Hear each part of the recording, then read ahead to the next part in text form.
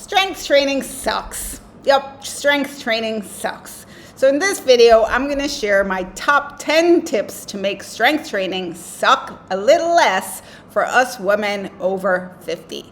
So let me put this down before I drop it. So I've been in menopause now for about 8-9 years, and we all know that strength training is important for us women in menopause because it helps to maintain our muscle mass, build strong bones, and to just keep us overall healthy. So we also know that strength training is not the easiest thing to start if you've never done it. So I'm going to share 10 tips to help you get started. So the first tip is to understand why you're doing this. Why are you doing all this strength training, weightlifting, however you want to do it?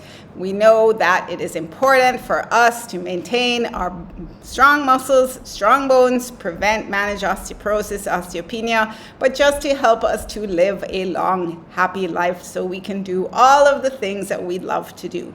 So that's my first tip, is to remember why you're doing it. When you wake up on those days and you're like, ugh, I don't feel like doing this is boring, I really don't like it, which was me for a long time, even though I'm much better now. Remember your why. Remember why you are doing it. So that's my first tip. The second tip is, of course, before you start any new exercise, you got to get your doctor's approval, especially if you have any injuries or joint pain or arthritis or osteoporosis or anything going on. You want to get your doctor's approval before you start any new form of exercise, and strength training is no different. So that's my second tip, to make sure you get your doctor's approval. Tip number 3. Always start small. So you know me, if you've watched any of my other videos, you know that's my mantra, start small. And with strength training, that means you can start light, you can start with your body weight. Yoga is a great way to start if you've never done any kind of strength training before.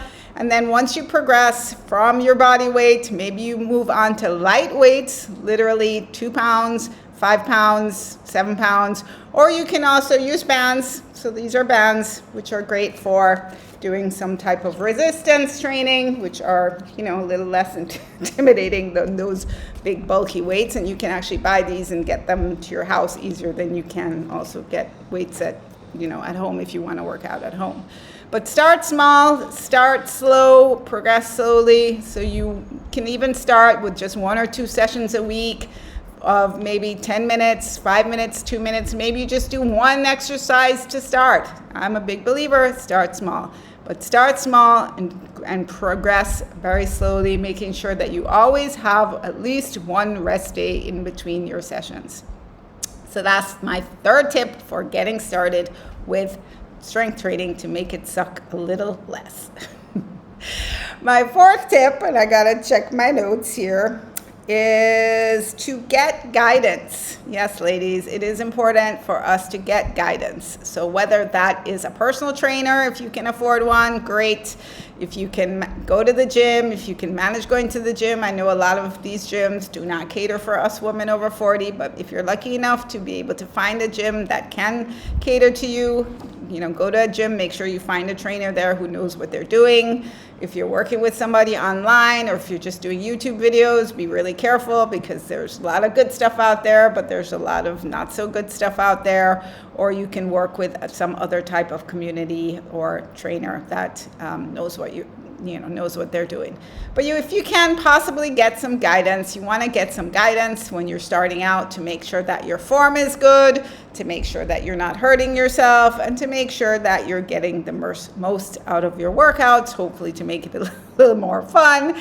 Because as I said, I personally think strength training is really boring, but I've managed to find ways to make it suck a little less for me.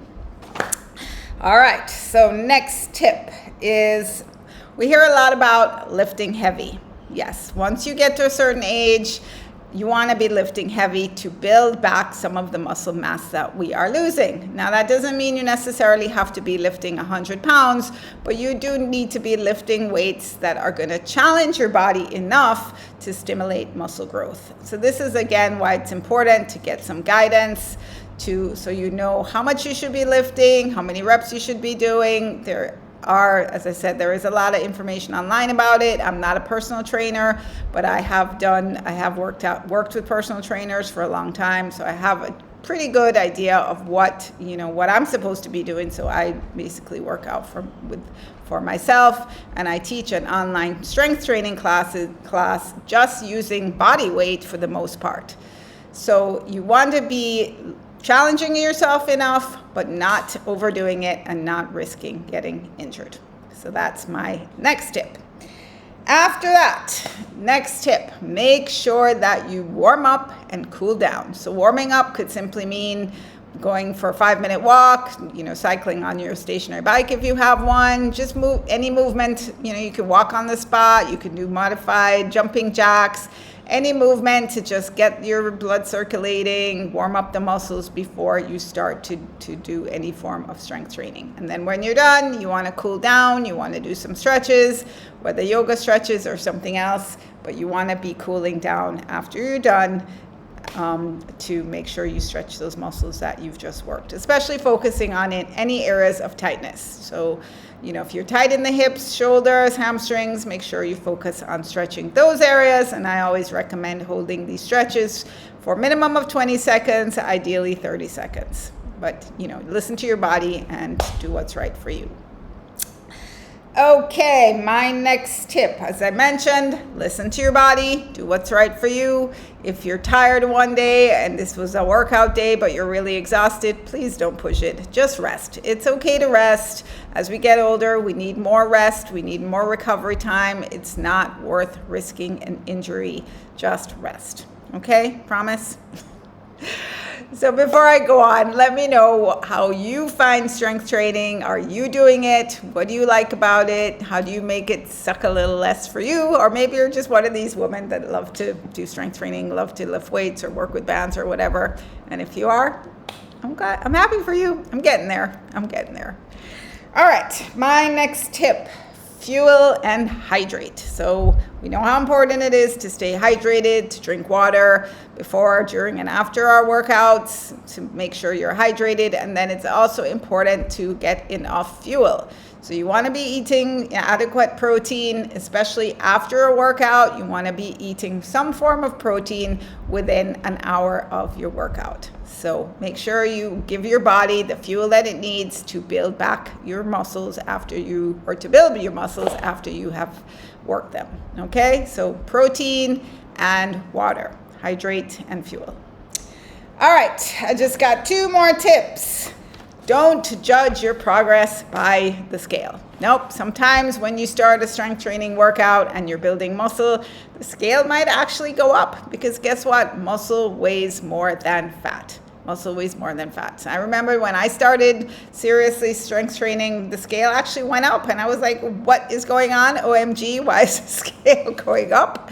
But my body was getting more toned. I was developing more muscle. I was losing fat. And so don't judge yourself by the scale. I know if you're anything like me, you're kind of brainwashed by that number on the scale, but just ignore that number on the scale. Judge more from how you're feeling. Do you feel stronger? Are you going up the stairs easier? Are you lifting up grocery bags easier?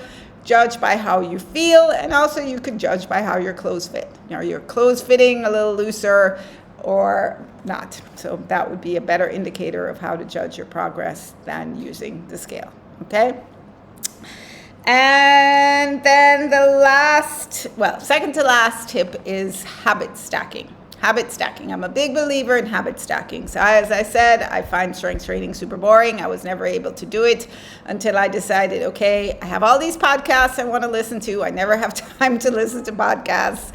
So I'm going to find a podcast that I love and I'm going to listen to it while I'm doing my strength training workout, literally for 10, 15 minutes. But you know what? It made such a huge difference because I actually really enjoy listening to these podcasts and I can do my own workout while I'm listening to the podcast. And it's a win-win. It's killing 2 birds with 1 stone. And so that really is working for me. So whatever it is, if you like to listen to music, if you like to watch TV, if you like to listen to a podcast, whatever you need to do for yourself to add a little strength training into your life, then I highly recommend that you do that. And then my last tip, I have no idea how many I've gone. It was supposed to be 10, but it could be more or less, so forgive me. So my last tip is to celebrate your wins. Celebrate your wins. Yes, even if you're just starting and you're doing one squat once a week, yay. Message me back and say, hey, Karin, I started my strength training routine. I'm doing one squat for 1 week or one squat a day. I will celebrate with you. I would love to hear from you of how you're starting. And if you need any more guidance, please let me know in the comments below. So those were my 10 tips, I think, really, I have no idea. I think it was 10. My 10 tips on how to make strength training suck a little less for us women over 50, 40 in menopause or postmenopausal, especially if you're not using HRT, so you're not getting the benefits of, HRT, better sleep, etc. We have to find ways to manage our menopause symptoms naturally. So please let me know if you want to hear more about this. Oh, I nearly forgot. I have a one-on-one coaching call or coaching program coming up that is going to be specifically tailored to us women in menopause. That is going to help us to get moving. The idea behind it is to help you to fit more exercise into your life. So that could be any form of exercise, whatever you want to focus on. You just want to get moving. You want to do strength training. You want to do yoga. You want to do cardio. The idea is to help you get unstuck from, go from inactivity to some form of exercise routine in your life that you actually enjoy.